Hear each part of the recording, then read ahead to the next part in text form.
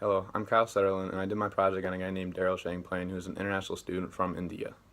I've learned a variety of things from this project. One major thing that I took away from this project is that as different as people and cultures are viewed and portrayed, in the end they aren't much different than a normal person.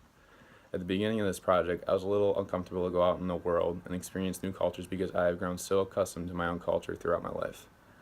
As Daryl, who is my international student, started to show me his culture, I started to realize that him and I were not too different after all. He values family time, spending time with his friends, and is religious and loves to go to social events such as sports games, just like I do.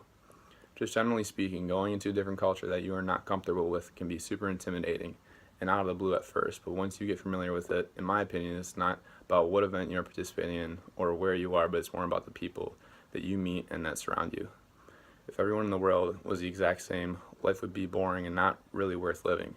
Culture is what gives life the spark it needs by providing different people that truly give life the meaning that it has. This project has changed the way I think about culturally different people as well. Before participating in this project, I honestly thought, or honestly, if I saw a culturally different person in public, I would just throw them in a category of being strange and unusual. But I never really thought about the traditions and principles that they value or how similar they are to mine. As Zero taught me throughout this project, he constantly emphasized how important spending time with family was. He explained this to me when we were at Tabuli eating and experiencing his traditional culture. He said back when he was in India, him and his family would have family dinners every night with the meal consisting of a main course, sides, and a salad, just like my traditional meal. He also said that they would go to events with each other, such as soccer games, church, and parades. All three of these things I usually do with my family as well. Once again, showing how similar we are on the inside, but yet so publicly different. In the end, looking back at it, I used to think about culturally different people. All I really had to do was open my eyes and look in the mirror to see the problem with the way I was thinking, because we are all human after all. Another thing I learned was that American culture is much more judgmental and a bit too private at times compared to cultures such as Daryl's Indian culture.